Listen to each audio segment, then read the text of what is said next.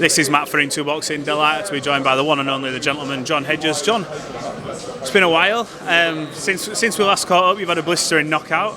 How are you feeling? You look in good shape? Yeah, Matt, been really well, thank you. I had a good camp, had a change of opponent, but is what it is sort of thing. We take in our stride, and yeah, mate, we're looking forward to Saturday now.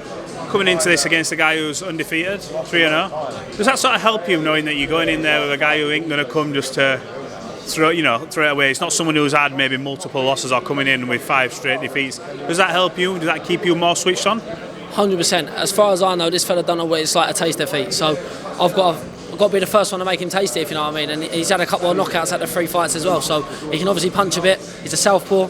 So yeah, nothing taken for granted here. I've got to go in there and be 100% on fight night.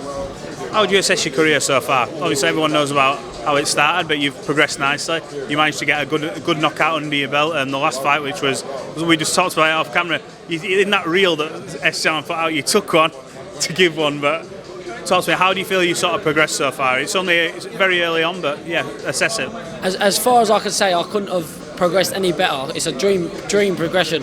I said to everyone, as I step up, the better people I fight, the better the performance will be, and it's exactly what I've proved so far. I trained very hard, Matt, and I'm hoping I'm just going to reap the rewards and carry on doing so. And I think people have started realising I've had the power there, just maybe not had the confidence to find it. And last couple of fights, got 2 stoppages. It's coming now. Are you conscious of stopping people? I know a lot of fighters are like, get the win as long as it's possible. Why you early on, for you to build your name, people are going to be wanting to be talking about you, icing someone or you're stopping someone. Is that important to you though? Do you know what? The more I always say, if you look for a knockout, you're not going to get it. You're going to get knocked out yourself. So it's all about being cool, calm, and collective, and being everything. Everything's got to be, what's the word? Prepared rightly. And he's the type of fighter, this one, where he's a bit more tricky, a bit more game. If I go looking for it, I'll get chinned myself. So I've got to be very cautious, break the fighter down. If a stoppage is going to come, it's going to come after over time. Whereas there's a few fighters out there where you could say, I'll fight him, he's going to walk onto something.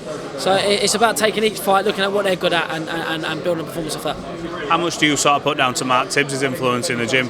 He's boxing genius. I've been down there, I've seen the work he did with Ebony that day. I think you lot were all on a little day off, luckily enough. Puts them through the paces, but always passing on knowledge. How's that relationship carrying on working for you? Mark's a great coach. He don't need me to tell you that. You know what I mean.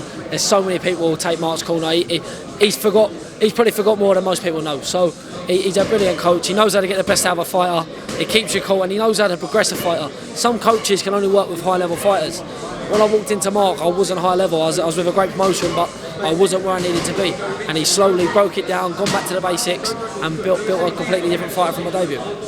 Last time we spoke, I think we were talking about Jake Paul, and you were saying how you get in there and fight. He's going against Anderson Silva in an interesting fight. I suppose it's someone who's been at a combat level for a long period of time. He's 48 though. Yes. Yeah. What do you think about that fight? I'm going to ask you, because everyone was when Eddie said under 10-0. I know your eyes were lighting up, and so were everyone else's. But yeah, what do you make of that fight?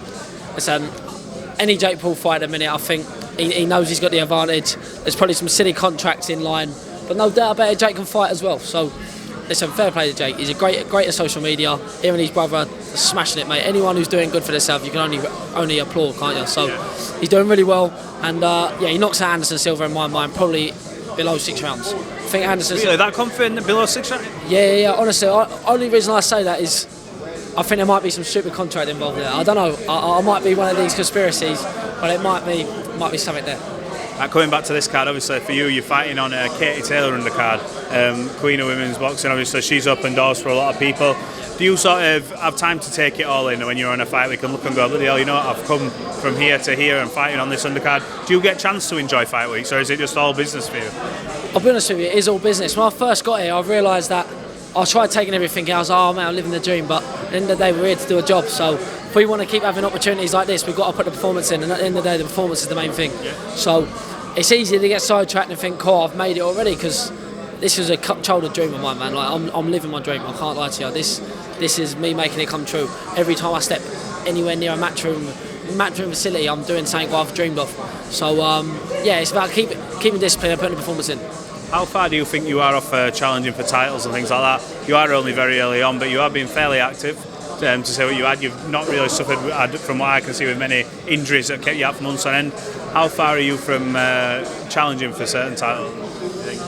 Matt, I'll be honest with you now. If I could make light heavy comfortably, the championship weight 175, I would fight for a title today. I swear to you, that is the God's honest truth. I believe I can fight at that level. I believe I can mix it at a title level. I'm not saying world level or British, but title level at light heavy. Yeah. At light heavy. However, my body is telling me another thing, and it just seems to get heavier and heavier. So I think I'm going to have to work out what weight I'm comfortable at. And go from there. Is that difficult for you, working out what's going to be comfortable? Because I know a lot of fighters get stuck in between, and you see fighters once they've won world titles later on, they always have a lot of catchweight fights. You see it throughout the years, they agree on a certain weight. Where do you think you're going to end up being most comfortable at? I think I'm going to be a massive cruiserweight. Tom, I finished 23, 24. I think I'll be this freak of nature. Something like Lawrence Okolie, I think. Like, very big at the weight, very rangy. You're still young, aren't you? Everyone keeps forgetting. Mate, I'm 20, so people are forgetting, like, especially the casual fan, they're like, oh, why isn't he doing this one? I'm 20 years old, I've been pro for 2 years, I'm having my 7th fight today on Saturday, a massive platform again. So as easy as it is to get sidetracked, everyone at title level is 26 minimum. There's not really many youngsters, especially at the bigger weights. And maybe at a lightweight you can see a couple of youngsters coming through, but light heavyweight and cruiserweight, there's no youngsters fighting for titles. So that's saying something, because we're not developed. And I think the main thing is I take my time. And I think it's the first time I fight for a title, be a cruiser. I know for a fact I won't be making light heavy next year. Cruiserweight division gets ever more interesting. Johnny, just look, appreciate your time. Thanks for talking to Into the Box. We wish you well for Saturday, and we'll catch up again shortly. Brilliant, mate. Thank you very much. Thanks, guys.